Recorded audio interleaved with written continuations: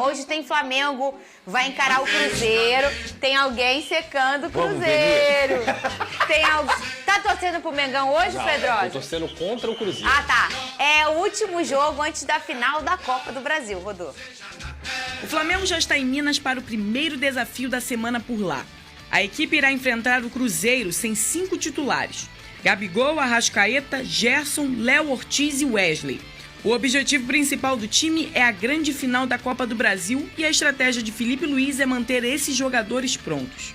Alguns atletas vêm sofrendo com a alta quantidade de jogos. Um deles é o Gerson. O Coringa disputou 29 jogos nesta temporada, sendo titular em 24. No total, esteve em campo durante 2.189 minutos. A delegação do Flamengo retorna ao Rio logo após a partida contra o Cruzeiro. Sendo assim, os jogadores que estiverem em campo farão trabalho de recuperação na quinta. E no sábado, a equipe volta a Belo Horizonte para enfrentar o Atlético Mineiro na grande final da Copa do Brasil.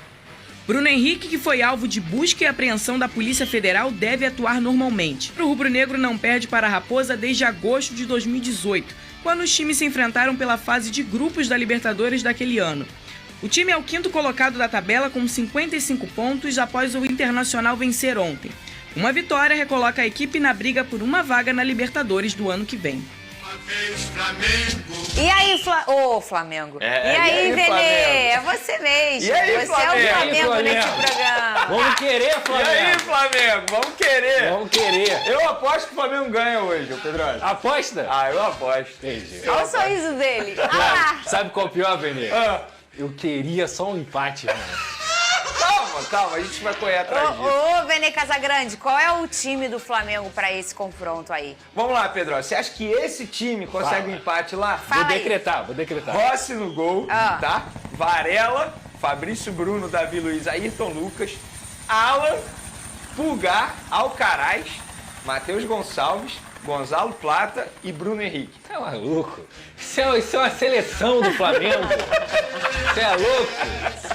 Prepara, raposa. É O Mengão tá chegando. Esse aí é o provável Flamengo para encarar o Cruzeiro lá em Belo Horizonte. Eu acho que o Felipe Luiz, a comissão técnica, a diretoria, eles fizeram o planejamento correto, tendo em vista que no domingo tem um jogo mais importante pro Flamengo na temporada. Gente, pelo amor de Deus, não tem nem lógica. É, Você tá beirando, é isso. Você tá beirando uma competição pra você botar a mão numa taça, com um placar bem ok, assim, bem legal pro Flamengo. É uma final de Copa do Brasil. Não tem esse pensamento de, é um prêmio. Gente, é a Copa do Brasil. Pode salvar a Vene Casagrande. temporada da atual gestão. certeza. Lembrando, tem uma eleição em dezembro. E a gente sabe que quando a bola entra, muita coisa pode mudar nas urnas do Flamengo. A gente sabe disso, não tem jeito. Então é a chance do Flamengo comemorar, ganhar um título importante. Campeonato Carioca, beleza, mas título importante, só resta a Copa do Brasil. E a gente brinca aqui, Fernandinho e Pedrosa, mas eu acho o seguinte, esse provável time do Flamengo tem totais condições de bater de frente com o Cruzeiro. É óbvio, quando você poupa 5 jogadores titulares, você vai olhar para o banco de reserva, querendo ou não, a qualidade técnica vai cair, vai ter mais jogadores do Sub-20. Mas, mesmo assim, esse provável time do Flamengo tem chance sim de vencer o Cruzeiro lá, até porque o Cruzeiro não vive um bom momento. O técnico Fernando Diniz está sendo muito criticado, desde que chegou, se eu não me engano, só tem uma vitória à frente da equipe mineiro. Então acho que o Flamengo pode até aproveitar esse momento ruim do Cruzeiro e quem sabe buscar pelo menos um empate lá, Pedro. E eu acho que é uma oportunidade legal para os caras também se colocarem à disposição para a final da Copa do Brasil, tá, Vene? Porque, vamos dizer, o Matheus Gonçalves faz um grande jogo hoje. Ele se coloca como uma opção muito viável para entrar na final da Copa do Brasil. Não que ele não seja, mas ele pode ganhar confiança justamente contra um grande adversário que é o Cruzeiro. E essa é a disputa do Flamengo. Essa é a graça de você ter um grande elenco. É uma disputa o tempo inteiro para que ninguém se acomode. O próprio Alan, né? Porque se a gente for parar e analisar, ele vive um péssimo momento com a camisa do Flamengo. Mas com essa troca de comando... Aliás, a gente já pode falar que é uma péssima passagem. Até o momento, sim. Né? Eu não vou decretar que não tem mais jeito, porque eu já vi muito jogador conseguir dar a volta por cima. O próprio Michael, Léo Pereira, enfim, mas outros tem jogadores. Histórias... O Pulgar também. É verdade. O Pulgar também. Então, são jogadores que começaram mal a trajetória pelo Flamengo, depois deram a volta por cima. O Léo Pereira. O Léo Pereira. Ele foi muito crucificado. Foi, enfim, quase deixou o Flamengo, foi para a Turquia e agora é jogador considerado titular. Quem sabe o Alan, com essa mudança no comando técnico do Flamengo, não consiga também dar a volta por cima. Eu torço que sim, porque querendo ou não foi um investimento muito alto da diretoria do Flamengo. E assim, eu sempre falo isso aqui, ninguém deixa de aprender jogo, sabe? Não sei mais jogar futebol. É uma chavinha que vira, geralmente é uma chavinha mental, né? E às vezes basta um treinador, basta uma nova oportunidade para virar essa chave. Quem foram os jogadores que não viajaram, Vini? Vamos lá, Gabigol, Wesley, Gerson, Arrascaeta e mais um. Foram 5 do time titular. Confesso que eu não lembro agora de cabeça. Léo Ortiz. B12. Ortiz. B12. Quem? B12. Quem é o B12? Você tomar. Boa, obrigado pela dica. Mas é isso, são esses 5 titulares que acabaram ficando no Rio de Janeiro e eu acho que tá certo. Não tem, se não vai entrar em campo, por que vai viajar? Deixa porque aqui, é um se desgaste preparando. a viagem também, né, Pedrosa? Tudo é um desgaste, por mais né? que Minas seja rapidinho, não tem motivo. Se os caras não vão ser colocados em campo para você preservar, não tem motivo para viajar. E o Cruzeiro, não, como o Veneza citou, não vive um bom momento. Sim. A gente já percebeu que o Felipe Luiz é um estudioso do futebol. Sempre foi, até quando jogava, né? Provavelmente o Felipe já tentou entender aí as maiores fragilidades desse Cruzeiro, né, o Pedrosa? Cara, o estilo do Fernando Diniz, todo mundo conhece, tá? Isso aí, o próprio Felipe Luiz, como eu falei aqui, já enfrentou o Fernando Diniz diversas vezes na passagem dele no futebol carioca. O ponto é, o Cruzeiro ele também tem que dar uma resposta à sua torcida, por quê? Porque a classificação para a final da Copa Sul-Americana, ela não pode maquiar o momento que o Fernando Diniz está vivendo. E o momento do Fernando Diniz não é bom. Apesar da classificação, o momento não é bom. Então, assim, eu acho que o Flamengo tem condições não só de neutralizar o Cruzeiro, mas se aproveitar dessa situação. Claro que está com a moral em alta, porque chegar a uma final é sempre muito importante, mas o próprio Cruzeiro também, Fernanda, para ser muito honesto, está com toda a cabeça na final da Sul-Americana. Está com toda a cabeça na final dessa competição. Os próprios jogadores. Então, qual é a proposta do Diniz? É treinar esse time, é preparar esse time para a final. Então, assim, eu não vejo o Cruzeiro entrando como vida ou morte. Vejo o Flamengo com esse time tendo condições, sim, de conseguir um bom resultado no Mineirão. E é isso, cara. Jogo aberto, qualquer resultado é possível, a grande verdade é essa. Não vejo nem favoritismo da parte do Cruzeiro. Tem um jogador que eu gostaria de ver mais em campo, que é o Lohan, que é um jogador que teve um certo momento na temporada, se destacou. A gente vai lembrar aquela baita partida que ele fez contra o Corinthians no Maracanã, substituindo a Arrascaeta, mas depois caiu de produção, chegou a ser vaiado de uma maneira injusta, na minha opinião, por parte da torcida presente no Maracanã, e o Tite deixou de utilizá-lo. Quem sabe agora o Felipe Luiz também não consegue resgatar a confiança, a autoestima desse jogador, que já mostrou que é um baita jogador. Eu gostaria de vê-lo mais em campo, de repente, até uma boa oportunidade para ele encarar o Cruzeiro também. Eu não tenho dúvida que se ele estiver apto para o momento, porque tem jogo que às vezes é grande para alguns meninos. E às vezes não dá para o treinador fazer essa leitura, porque a irregularidade, ela vive na rotina dos jogadores muito jovens. Um jogo eles jogam muito e outros jogos eles não jogam tão bem. É muito comum isso. E eu acredito que o Felipe Luiz é um melhor personagem. Foi campeão mundial com o Sub-20 do Flamengo esse ano. Conhece a base como ninguém.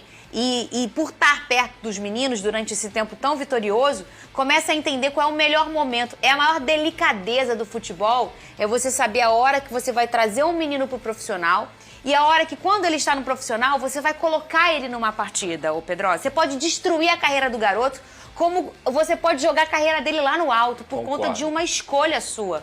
Sem dúvida. E tem uma fala do Felipe Luiz, eu não sei se foi na última coletiva ou na penúltima, que ele cita o seguinte: enquanto o jogador estiver comigo, eu não vou desistir dele. E eu acho que isso é muito interessante, porque isso passa uma confiança para o grupo inteiro, seja para os mais novos, como o próprio Lohan, que também acho que merece mais oportunidades, ou até para o Alan, por exemplo, que é um jogador que vem fazendo uma passagem muito ruim com a camisa do Flamengo. Quando o técnico te dá esse recado, isso também te dá a sabedoria necessária para você continuar trabalhando, porque o seu momento vai chegar. Eu não tenho dúvida que o Lohan, seja para essa temporada ou para 2025, ele vai ajudar muito o Flamengo aí. Inclusive tem um baita exemplo no elenco, que é o Wesley. É verdade. Que foi muito criticado. Se fosse pela torcida do Flamengo, ele não estaria mais jogando. Inclusive, estaria lá na Itália agora, porque a torcida queria que ele fosse vendido a qualquer custo para a Atalanta. O que eu acho que poderia ter acontecido pelo valor, um valor extremamente alto. Mas, independentemente disso, após essa não ida para a Europa, ele cresceu muito de produção. E é um exemplo para os demais. Que é possível você dar a volta por cima jogando e tendo a confiança do treinador. E tem um ponto que eu sempre falo aqui nesse programa: quando você tem a tranquilidade de promover um menino, é muito mais fácil do que quando você tem só o desespero, né? Por exemplo, o Vasco. O Vasco, nos últimos anos, tem muito desespero. Ele precisa dos meninos para conseguir erguer o clube. O Wesley foi desespero também. E aí, quando foi você desespero. vê personagens com desespero, que é o caso do Wesley, o Wesley foi no desespero. Você vê já, às vezes, uma falha no processo. E por isso, às vezes, ele demorou um pouco para conseguir mostrar o seu bom futebol. Foi isso. Eu lembro muito bem, o Varela machucado, não tinha outra opção. O Wesley, Mateuzinho, na época, era a terceira opção, acabou se tornando o titular. E o Mateuzinho saindo pro Corinthians. Mateuzinho saindo pro Corinthians, foi exatamente isso. Que é um exemplo, o Gabriel Peck, ele sobe pro Vasco em 2019 e ele tem 3, 4 anos de carreira, todo mundo decretando que ele não seria nada. E hoje o Gabriel Peck tem mais participações em gols na Liga Americana do que o Messi. Por tudo que ele fez no Vasco ano passado, se tornou um jogador muito importante pro Vasco no ano passado, foi vendido e tá voando lá na MLS. Então, assim, o processo de maturação de um jogador tem que ser algo muito cuidadoso. No caso do Wesley, subiu, não foi tão bem, nessa temporada amadureceu, passou por uma situação onde ele teria uma oportunidade de jogar na Europa e continuou com um mental focado no Flamengo para poder jogar o que ele tem jogado. Muito bem, Cris! Seu Fluminense entra em campo na sexta-feira, vai encontrar o Internacional com alerta ligado. Fábio, Thiago Santos, Ganso, Arias e Cauã Elias estão suspensos. O Felipe Melo, para quem não lembra, foi expulso no último jogo, estava no banco e foi expulso. E aí... É importante dar mais detalhes do Grego, falar de novo sobre o Bruno Henrique, e aí fazer uma recapitulação de tudo que a gente contou na live, né? Reforços no Flamengo, tem uma história do Quadrado que é legal para contar para vocês, sobre reforço no Flamengo, informação que eu contei com exclusividade no vídeo da tarde. O Quadrado, que já foi atacante e virou lateral direito, hoje com 36 anos de idade, está na Atalanta. O Quadrado quer jogar no Flamengo em 2025 e pediu que o Alessandro, que era seu parceiro nos tempos de Juventus, fizesse o meio campo. O Alexandro levou o nome para a diretoria do Flamengo, que está avaliando os prós e os contras antes de tomar uma decisão, tá? João Fabiano, boa noite, Nicola. O que você acha dessa investigação de fraude nas apostas ocorrendo? Não sou especialista, mas me parece muito barulho para valores tão pequenos. Eu penso parecido. Eu acho que a gente tem que investigar, tá? Acho que a gente tem que investigar. Mas a gente estava falando, são 13 mil reais. Deixa eu só pegar o valor certinho. Bruno Henrique, quer ver? Ó? Foram 3 apostas que totalizaram... Espera aí. É legal dar essa informação, que isso é importante, né? Não sei se está todo mundo sabendo, mas o Bruno Henrique foi alvo de uma mega operação da polícia. Foram 3 apostas em 3 casas de apostas diferentes, no valor de R$ 6.850. E o lucro com essas 3 apostas foi de R$ 13.850. Isso equivale a 1% do que o Bruno Henrique ganha por mês. Ele ganha na casa de 1.300.000 mensais. Mas tem que investigar, com certeza. Se o Botafogo for campeão da Libertadores... E como ele é o primeiro, o G6 viraria G7. Se o Flamengo, que está no 4º lugar, vencer a Copa do Brasil, o G7 vira G8. E se o Cruzeiro, que é o 8º, vencer a Sul-Americana, o G8 vira G9. Tá? Então, com esse contexto, com esse cenário do Cruzeiro campeão da Sula, do Flamengo campeão da Copa do Brasil e do Botafogo campeão da Libertadores, a gente teria um G9. Com até o Vasco no 9º lugar, 43 pontos, garantindo vaga na pré-Libertadores, tá? O Corinthians, com a vitória de ontem, alcançou a sua melhor colocação no Brasileiro desde a primeira rodada. Na primeira rodada, ele havia terminado em 12º. Depois, ele passou 22 rodadas na zona do rebaixamento entre saídas e voltas. Agora, é o 13º lugar, são 4 pontos de vantagem para o Z4.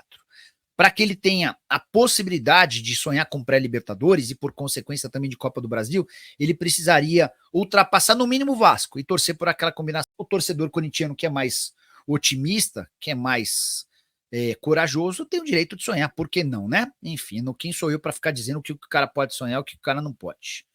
Priscila Pedroso, Nicola, lembrando você, o Corinthians, antes de comprar o Hugo, tem que pagar primeiro a dívida que a FIFA bloqueou. Se não pagar, sem chance, o Flamengo vai vender para outro clube. Priscila, é bom esse ponto, mas só para lembrar, né, só para não fazer essa confusão. O Corinthians, a dívida, o transfer ban não impede que o Corinthians se acerte com o Flamengo. O transfer ban impede que o Corinthians registre o Hugo, tá? A proibição não diz, olha, você não pode contratar. A proibição diz, você não pode registrar. Mas como o Corinthians passará a poder registrar depois de se acertar com o Balbuena, o que o Corinthians pode fazer? Ele pode se acertar com o Flamengo até 30 de novembro e deixar para registrá-lo em 1º de janeiro, até porque o Hugo está registrado no Corinthians até 31 de dezembro como jogador emprestado. Então, é importante essa diferença, por isso a pergunta da Priscila é importante também. Não é que ele precisa pagar, se acertar com o Balbuena até 30 de novembro para poder comprar do Flamengo até 30 de novembro. Ele pode se acertar com o Flamengo e depois ir resolver essa questão do Balbuena. Acontece que enquanto ele não se acertar com o Balbuena, ele não pode registrar o Hugo. Ficou claro para todo mundo? Vocês conseguiram entender? Se não, vocês mandam mensagem, eu vou tentando explicar até que fique claro para todo mundo, tá bom? Ou nada, tá? A gente tem acompanhado pelo noticiário essas informações, mas até agora absolutamente nada concreto. William Bigode. Boa noite, Nicola. Tranquilo, dormi mal essa noite. Explica melhor para nós. O transfer ban do Corinthians impede que eles contratem o Hugo ou não? E o caso Rojas, eles pagaram? Vamos lá. O William Bigode, que é torcedor do Palmeiras, por isso a noite de sono difícil.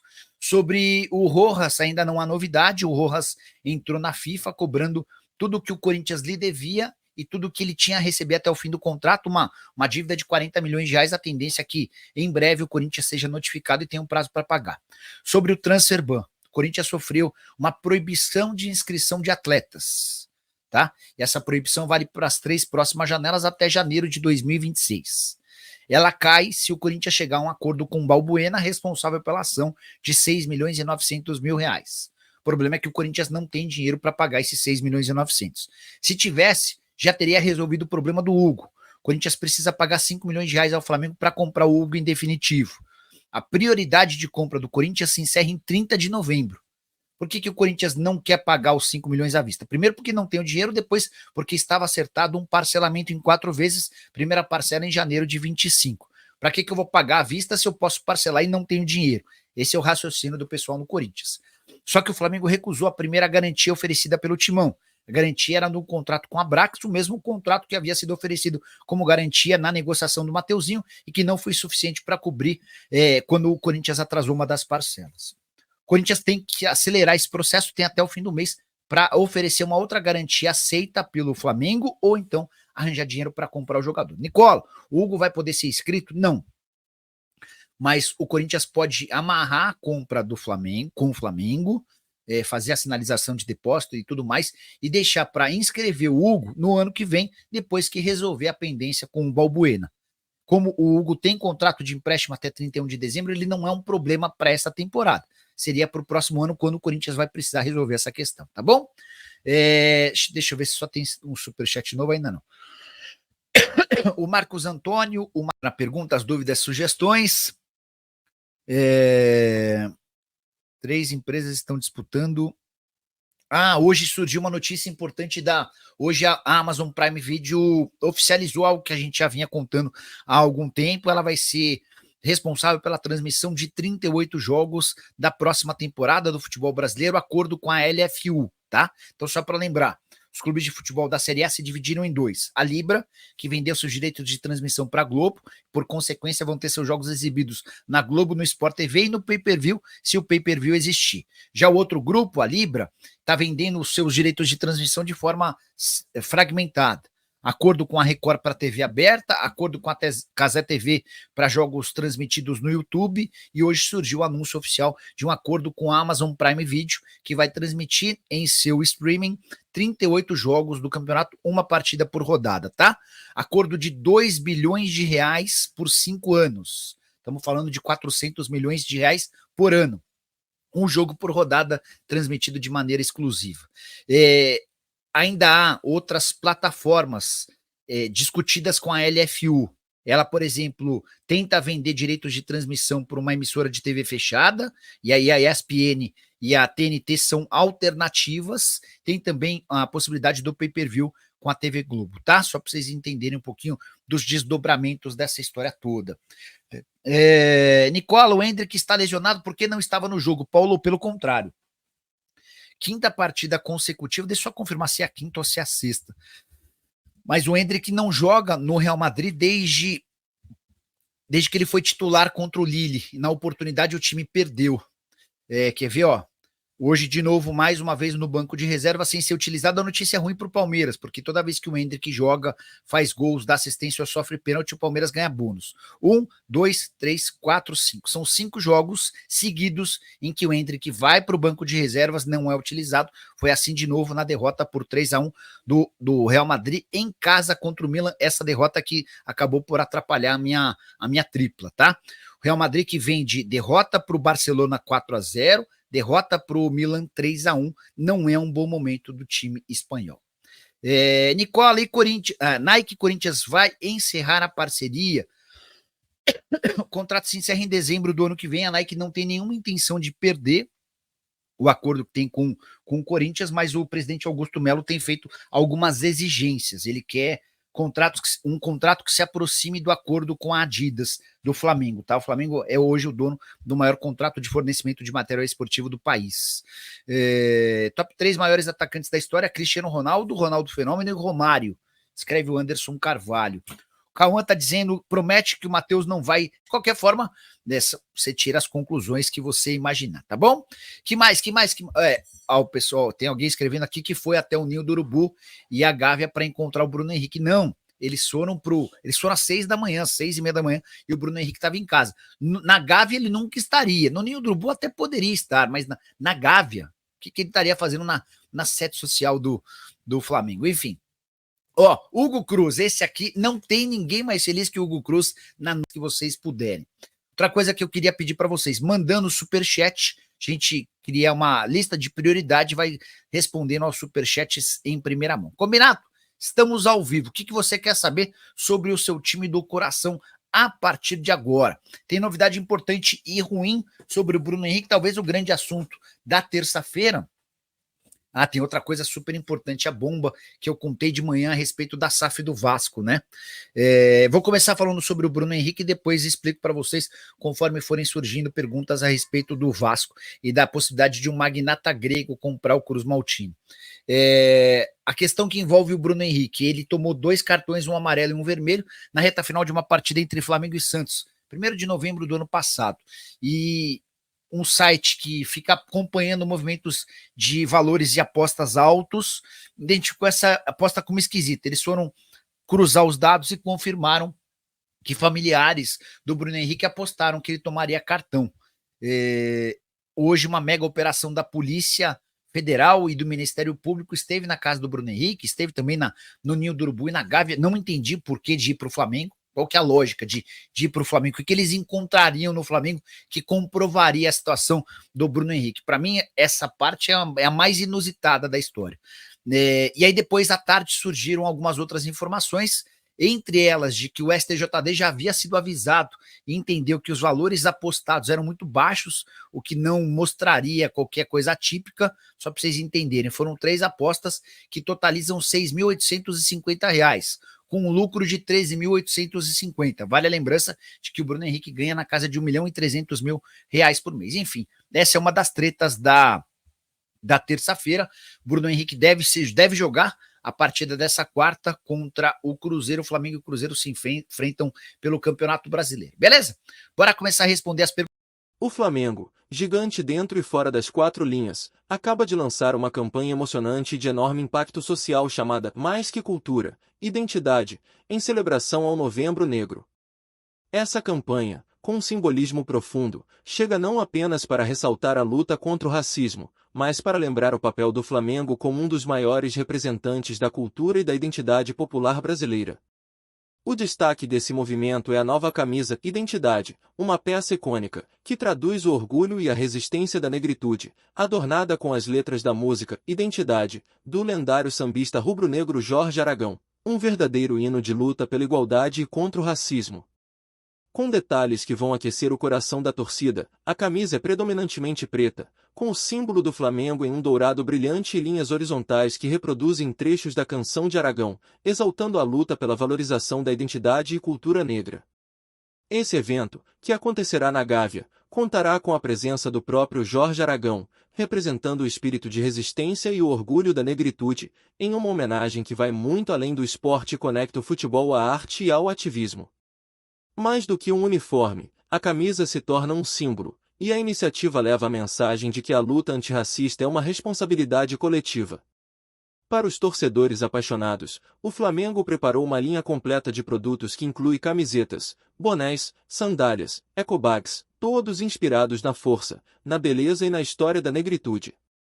A venda dessas peças começa na sexta-feira, dia 8, e estará disponível nas lojas oficiais do clube, tanto online quanto físicas, além da loja oficial do Flamengo no Mercado Livre, parceiro comercial. A linha representa uma oportunidade para os torcedores vestirem, literalmente, a causa e se unirem ao clube nessa luta essencial. O comprometimento do Flamengo vai além da moda. Em 2023, o clube estabeleceu um grupo de trabalho antirracista que desenvolveu uma cartilha educativa voltada para funcionários, com o objetivo de conscientizar sobre o racismo em todas as suas formas e ensinar meios práticos de combatê-lo. Esse material será distribuído no Museu do Flamengo para todos os visitantes, mostrando que o clube se preocupa com a conscientização e a formação dos torcedores e simpatizantes, reafirmando que o Flamengo é do povo, para o povo e com o povo. A campanha Mais que Cultura, Identidade é um esforço conjunto dos departamentos de Responsabilidade Social, Patrimônio Histórico, Comunicação Social e Marketing do Flamengo. Com postagens educativas nas redes sociais e um comprometimento que transcende futebol, o Flamengo prova que sua grandeza também está no seu papel de promover mudanças positivas na sociedade.